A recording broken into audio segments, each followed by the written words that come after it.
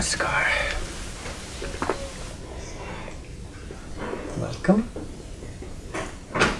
So, this is our first video for our YouTube channel, so we're trying something new. And the intention of it is to share some short, inspiring guides or hints or directions that can help people in their meditation or spiritual life in general, or just life in general. For some time now, I've really enjoyed whenever I have some kind of realization or aha moment or life teaches me something, I take out my phone. I have a little app that I have lists on, and I just put it in there. And I really enjoy looking back at it. I enjoy the exercise of doing that because it helps to just clarify, put it into an understandable and meaningful and short as possible set of words. And it's inspiring for me to go back and look at these and remember the moment that I had that experience and refresh the experience in my own mind. So I encourage you to do the same. These little list apps can be used for so many useful things. I use it also for short poems or just things I have to do, etc. Anyway, we're going to start off with a phrase that I'm using a lot right at the moment to help me with meditation. So basically, this phrase gives me directions, key points to keep in my mind that help me make the most of my meditation. It's kind of a little bit long, and it's quite, a depth of, I wouldn't call it a beginner's phrase, but let's see how we go. Well, the phrase is permanent, one-pointed pursuit of Parama Purus'a with the purpose of pleasing him. So I like words that somehow have something that stick in the mind, so all the P's appeal to me. But in a shorter form, you could call it permanent pursuit. Right? So this is an attitude, and most of the words, especially ones that begin with P, have some clue to an idea that is useful in meditation. So what I'm going to do is just go through the words one by one and talk about their significance. So the first one is permanent. And this indicates your commitment to mindfulness. And it indicates your commitment to a really sustained meditation.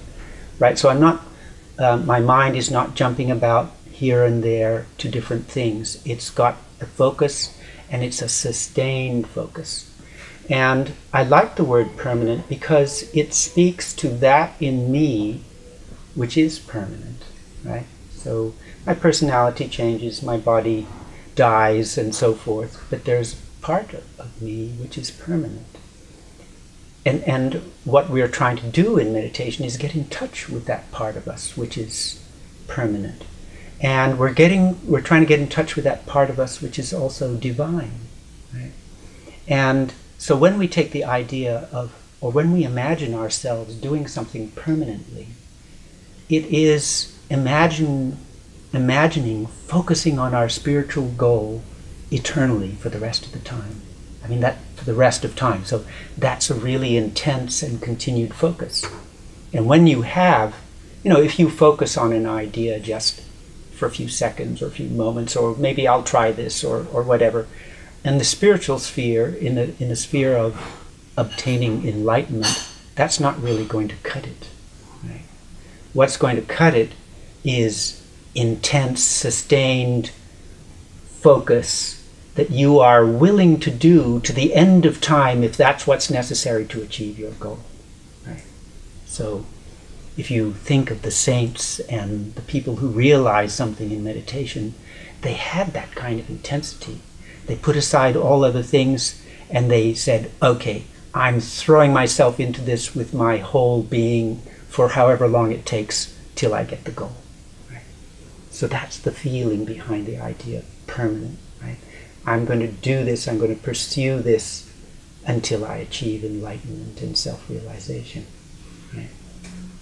So it sets your focus, it gives you the intention, but it also speaks to the part of you which is capable of that. Right? So there is a part of you which is immortal. Right? So your body dies, your mind dies, but your spirit is permanent. Right? And it is capable of setting its direction and fixing its direction permanently. So that's what that word evokes, and it helps give a certain seriousness and intent that is necessary, right, to get success in meditation. Meditation, self-realization cannot be achieved with a half-hearted attitude. It takes, real intensity in setting your mind. Then the next word is one-pointed. So on one level, this means having only one purpose in meditation. So I put aside my thinking about what I'm going to do tomorrow. I put aside this and that and so many other distractions, and I just have my focus on the divine. Right? So I'm one-pointed. I brought my mind to a point. But the other and very interesting aspect of it, and something which is a real secret in meditation, is that to achieve the goal of yoga, which is oneness, you have to shrink yourself down to a point. Because, for example, if I take a doll and I throw it at the wall, it's going to hit the wall and bounce back. It can't pass through, or it can't merge into that wall because it's got its whole body with it. Similarly, if you want to merge yourself into the ocean of oneness and try to bring your body along with you, it's not going to work. Right? It is only your mind or your spirit which is subtle enough to pass through a wall or to merge into and to lose itself. Right?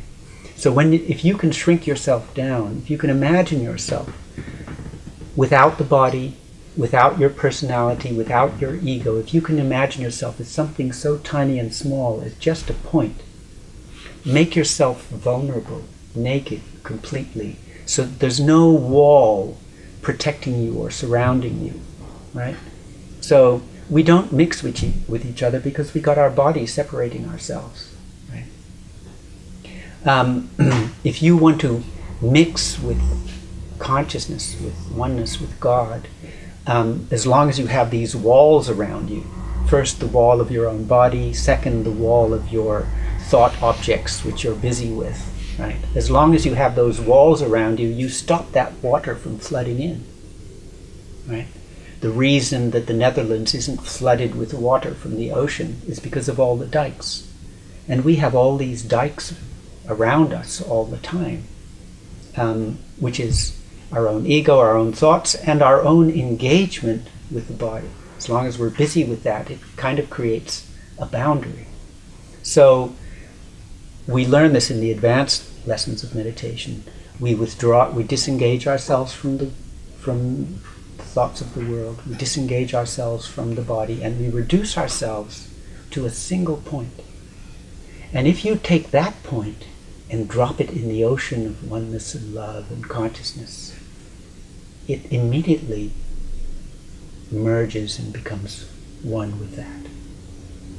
So if you can reduce yourself, if you can simplify yourself to just your point of I, right? Many spiritual traditions say that the secret of self-knowledge, or the secret of knowing God, is hidden in your feeling of self. So what is it, that sense of self? If you can find that self, not in the body, not in your objects, your identity, your gender, your past, and so forth, if you can let go of all those and just be a single point of being, I am, right? then the moment you turn that sense of being, that single point, and direct that point towards the thought of the divine, you can just enter into it without all the walls that are separating you. So one-pointed means shrinking yourself, letting go of all your superficial, physical, and historical identities, and just being a single point of being. The next word is pursuit. Right? So here it means my target. I've got my target. Right? My target is oneness. My target is total mindfulness. My target is the divine. My target is love. And nothing is going to shake me. I have my target. I've put aside all other things, and now I'm pursuing it until I get it. So the feeling is, I've got you in my sights.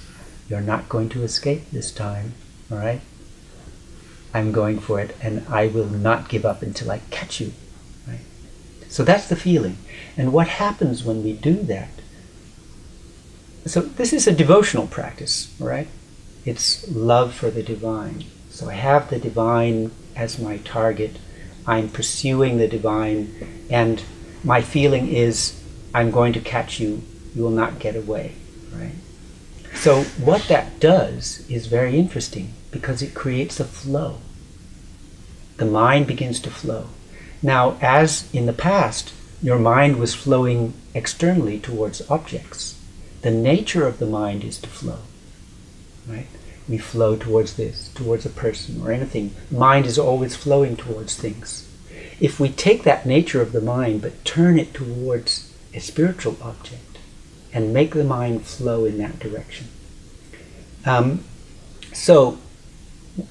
it's a steady flow. If I, pour oil from a bottle of olive oil and I pour it steadily, it looks as if it's motionless. It's a steady stream, right? It's not jumping here and there. There's a steady, smooth flow of oil. So as you hold your attention on your spiritual object, there is a steady, smooth flow of the mind moving towards that object. And when that happens, when that object is something spiritual, when it is the divine consciousness, then we are flowing towards the highest center, right? So the crown chakra is the seat of that divine consciousness. So as the mind, which is normally going left and right in all kinds of directions in the world, withdraws those tendencies and focus it intensely on the highest spiritual goal, that flow creates a vacuum in the spiritual channel, which we call the Shushumna, right? So the Kundalini, the spiritual energy, rises up from the first chakra, up through the different chakras, ultimately to the crown chakra. How do we pull the Kundalini up? When we have an intense focus on the goal, and the mind is flowing towards that, it creates a kind of suction behind it, or a vacuum behind it, which pulls up the Kundalini after it, right? So, and it works.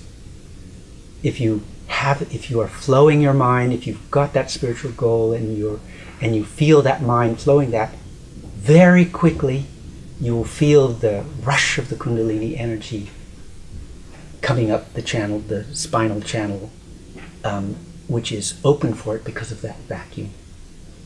So this is the secret of this type of meditation, which in Sanskrit is called Onu Dhyan.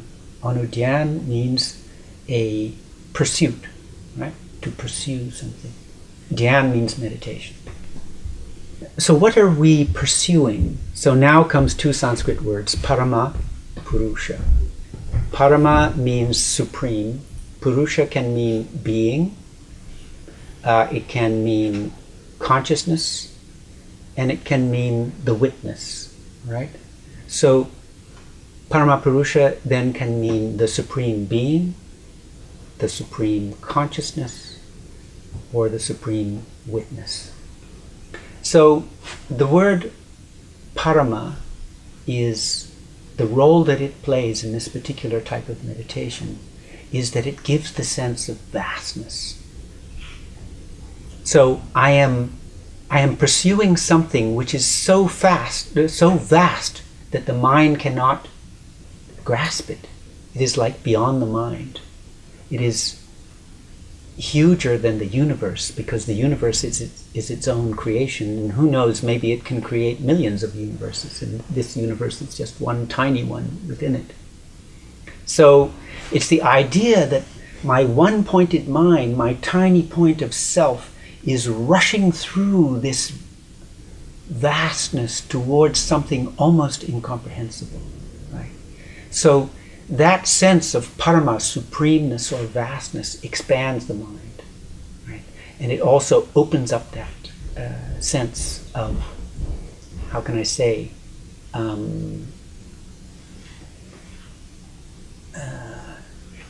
kind of emptiness that frees the mind. So that sense of emptiness, I'm going through something huge and vast and incomprehensible, helps to clear the mind of other objects, and gives a tremendous sense of expansion and movement. So if you can imagine, maybe you've seen some Star Wars or Star Trek movies of this tiny little spaceship going through this vastness. So imagine your mind like this, tiny little spaceship rushing at light speed through this incredible vastness of the cosmos, right? Except even the cosmos has gone, and it's just that vast ocean of consciousness. So Parama means supreme, and use this word to open your mind up to that sense of vastness. And then the word Purusha. So I want to focus on the meaning of Purusha as witness. So when you look in the mirror isn't doing anything. It's just reflecting you. Right? But because of that, when you see yourself in that reflection, you know that you exist. Right? So there I am. Imagine if you looked in the mirror and you didn't see anything. Right? It would be a little bit worrying kind of feeling. So we look in the mirror, it reflects us back, and we know we exist. And that's the role that the Supreme Witness plays for the entire creation. There is something, a presence, a witness, that because it is there, everything else knows that it exists. So it's the root of our sense of self as the knowledge that I exist, because that reflection is there. Right? If you imagine a universe in your mind, just do that for a moment if you wouldn't mind. Close your eyes. Close your eyes. And imagine a universe with stars and planets and spaceships crisscrossing the vastness, and meteors and all the wonderful, amazing things that you might find in the universe. Right? So imagine that. Hold it in your mind. Create it. And after you've created, hold it there. Right? Hold that universe which you have made. And now open your eyes and let go of it. And it's gone. Right? No universe. That universe, its existence depended, while it lasted, upon your imagination. You were its creator. You were its witness. And because of your imaginative force, you sustained that universe. Right? Well, the yoga idea is that this universe is just like that. It is created, sustained, imagined, and witnessed by Parama Purus'a, the Supreme Ultimate Witness, the Absolute. So if something is absolute, there's nothing outside it. Right? So whatever exists, exists within the Absolute. Otherwise, the Absolute isn't absolute. If the Absolute were If something existed outside the absolute, then it couldn't be called absolute. So something which is absolute is total. Whatever exists must exist within it. So the universe exists, witnessed, created, sustained by that cosmic consciousness, the cosmic witnessing entity. So you, I, and everything in this universe is witnessed and sustained and created and held by Parama Purus'a, the supreme witness. Right? That's the idea. So when we are meditating on Parama Purus'a, we are focusing on that which is witnessing us, and because of its witnessing, we exist. If it withdrew its witnessing, as you just withdrew your attention from your own universe and it vanished, right? So your universe depended upon your witnessing, and this universe depends upon the witnessing of the cosmic consciousness. So that is our object. That is where we come from. That is what is creating us and sustaining us. And that is ultimately our being. That is what is the essence of being. So we all have our roots in that being. So it is your self. It is myself. It is the self of everything. It is the cosmic self. Around that we have our little small bodies and personalities, but when we realize ourself, we realize our roots right in that cosmic sense of being, which is the universal I of everything. Right? It is that I which stands at the center of the creation and maintains it. So we have been busy with all these things. Now we turn our attention around and we look back in towards the eye at the top of the telescope. Right? What is the eye which has been creating all this? We are turning around and trying to look back at our own essence of creation, our own witness. All right? So when you are doing your meditation, if I meditate on a candle, for example, the candle isn't witnessing me, I'm witnessing the candle. Right? So it is my object and I am its subject. But when we are meditating on Parama Purus'a, we are the candle and it is the witness.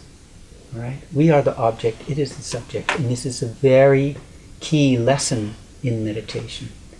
Because as long as you think I'm the ego, I'm the doer, I'm meditating on some object, you're making your little ego, which is a tiny little bubble in this vast cosmos, as the subject.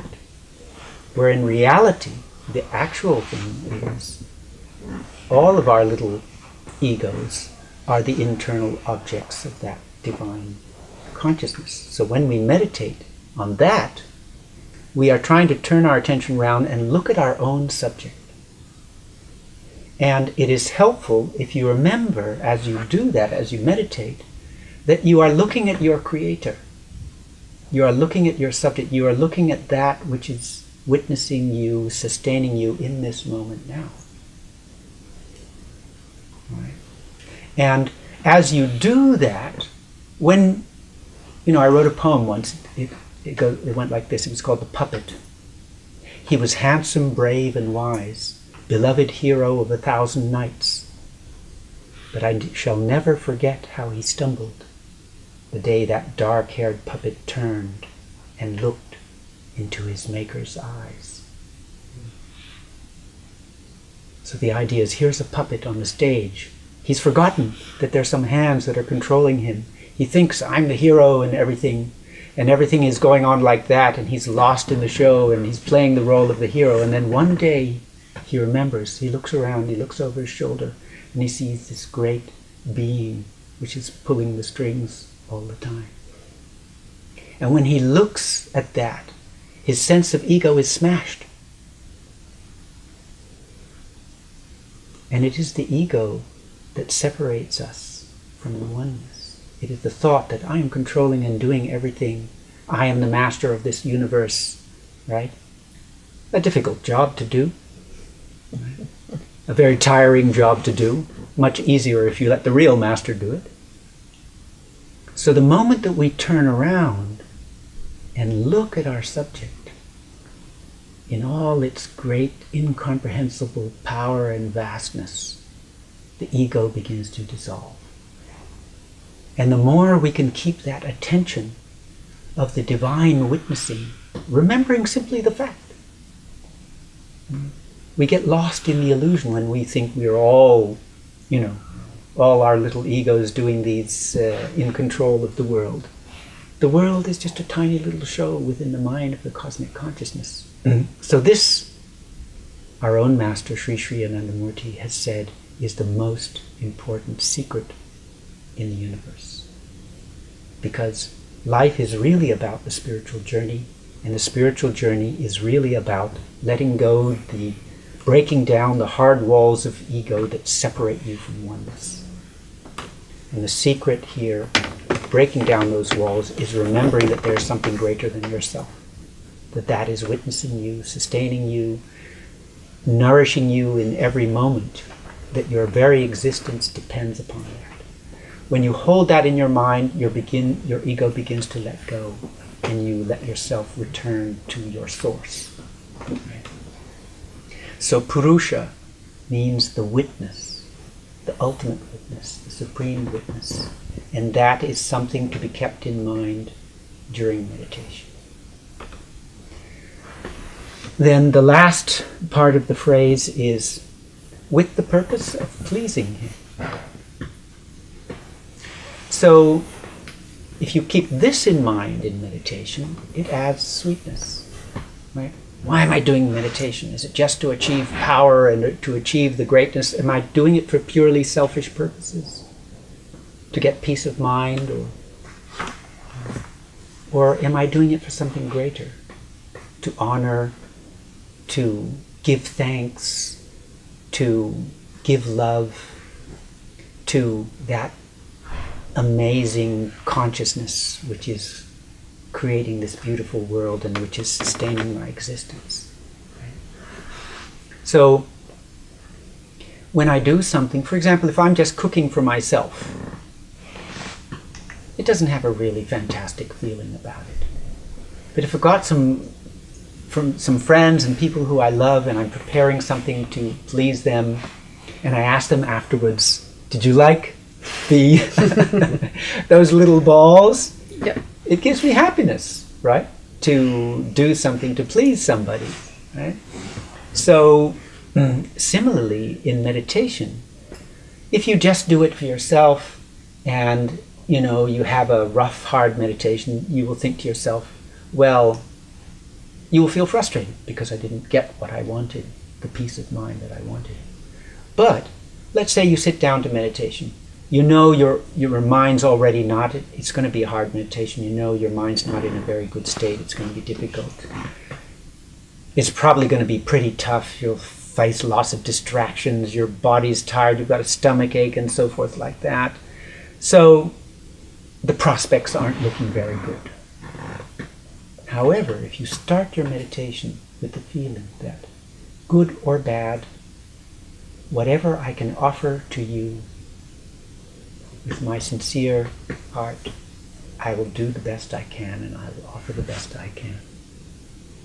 If you have that thought at the beginning and you can maintain that thought through your meditation, there will be a purity of mind which helps with your concentration.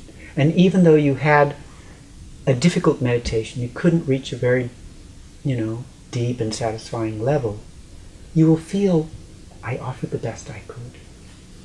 Right? This was the best I could do today, and I gave it with my sincere intention. And you will come away from the meditation with a sense of satisfaction, because you know you did your best. You won't feel frustrated because you weren't trying to get something for yourself. You were trying to give, and you gave the best that you can. So, I read this once a long time ago when my master said that this was the secret of concentration, because it purifies the mind. And it helped then, and it has helped so many countless times to rescue a meditation which was really not looking good and give it a beautiful touch. So then the question comes, if our intention is to please, and by the way, you know, if you have a philosophical idea of God, there's a distance. But if your sense of the divine is something personal, that you want to please him, it brings you immediately close. Right? So if I have a relationship with you and my intention is to please you and make you happy, it immediately cuts through so many barriers and brings me close. Right? So we want to have a sweet and close relationship with the divine. And having that attitude, I'm offering this meditation to please you, helps bring a sense of intimacy into the meditation. And think about your own relationships with people. How do you please people? It's very frustrating when you have a conversation and you feel that the person is only half there. You know, they're thinking of something else, they're looking at their mobile phone, they're, you know, distracted and whatever. That's a very unrewarding type of conversation to have. Mm. If people are in a relationship and they think that their partner is thinking of them all day, missing them or thinking of them, it kind of makes you happy, you know, if you know that somebody's thinking about you. And it's the same with the divine. How can we please the divine? By giving our attention, right? Okay, so pleasing the divine is not difficult. You exist because the divine is thinking of you, holding you in this moment. That's why you exist. But our minds are distracted, going in 100 different directions. So we're getting everything and we're not giving much back. What we can give back, especially at the time of meditation, or just being mindful, right, is our attention. So when we do meditation, this is the time for our relationship with the divine. We put aside this thing and that thing, and we please the divine simply by, okay, now I'm giving you all of my attention. All of my mind is with you. Okay? So that sense of doing something to please, if you have that sense in your meditation, it brings a little smile, you know, it just adds a special dimension to it. And then the last word, him. You could use her, you could use you, or you could use it. Okay? Or you could use the name. But you've got to use something to talk about the relationship. Now, if you use it we usually use for objects. It's not very intimate, it's not very personal. You use it to talk about things. If your sense of the divine is female, you know, maybe you have a female guru or you worship some female form of the divine, then use her or she. And that would be totally natural. For me, I use him, mainly because most of my guidance and help along the spiritual path has come through my guru. And he's a man. So the most divine form that I see in my life is a man. And that's why I use him. But the divine is beyond he or she. But if you want to have a personal relationship, you're going to have to use something, and that's why I use him. Okay. So those are the main ideas there.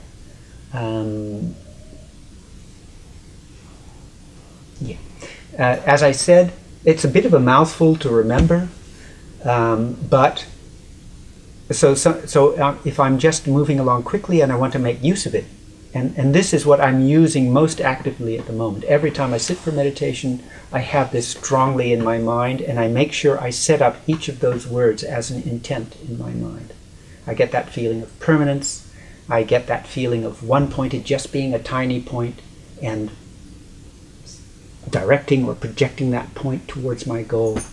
I have this feeling of pursuit through something vast. I have that sense of that object being also my subject, my creator, my you know, and I have that sense of pleasing. All of those are important, are the key points that I'm thinking about in my meditation, and they are what makes it effective for me at this moment. So when I have the time to do the meditation and I'm going through that process, I use each one of those words. But if I'm just trying to keep mindful in the moment, just permanent pursuit is something easy to grasp, right? That sense of permanence and that sense of pursuit and commitment. So I will add one more P into that, and that is a poem. I wrote this poem once after I had a really beautiful meditation, and the meditation had a lot of those elements which I'm talking about here. Let me see if I can remember it without too much effort. Yes, here is it. Again and again, my thoughts return to you, like the drip, drip of water in immense caverns far beneath the earth. Right? So you imagine this vast underground cave, silently, unwitnessed by anyone for millions of years. This water has been dripping and dripping. So I felt in my meditation that sort of focus, that steady, pulsing focus, like the drip, drip of water in some immense cavern far beneath the earth. So that's the spirit that we're talking about, an intense focus.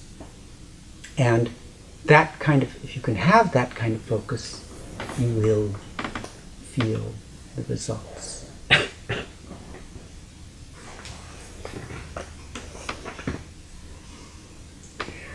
All right, thank you for your attention. Now, if you have any questions.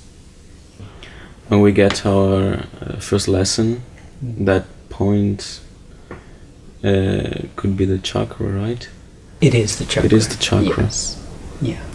So for those of you who have the first lesson of Ananda Marga meditation, in that first lesson, you are given a more detailed way to withdraw and focus the mind. So you're given a personal chakra that you focus on, right?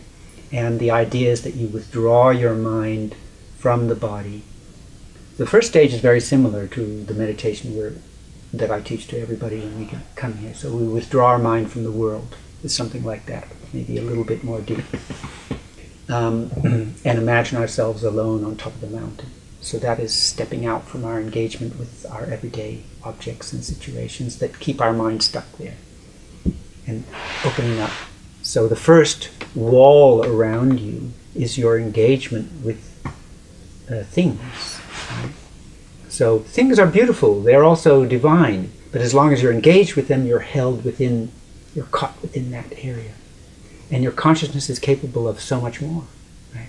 So lift your head up from those things, open up, and remove that wall that is restraining you, and be free. Right? And the second thing that holds us is our engagement with the body, which is also divine and also beautiful. But as long as you're engaged, you are restricted by your sight, by your hearing, by your taste, by your, by this very limited body, which can only experience a very small range of things, whereas we are capable of experiencing the entire universe. So part of the practice is to withdraw the mind from the body through some systematic process and concentrate in one chakra. And that may vary from person to person. The mantra may vary from person to person. But then we shrink ourselves to that tiny point. And then the second wall is gone. And there's, practically speaking, nothing to stop you from that oneness. And the moment you direct your mind intensely towards that idea of the divine, and you are just a point with no walls around it, bang, you can connect with that and you can merge with that. So that's the idea behind it. So sometimes when I'm doing meditation, I have this sense that I'm doing meditation and I'm pulling up the ladder behind me. Right? I am the point. I've got this ladder which is, going down into the world and engage with it, and I'm pulling up my roots. I'm pulling up my ladder until whoop, I've just got that point left, and now that point is flying through towards the goal.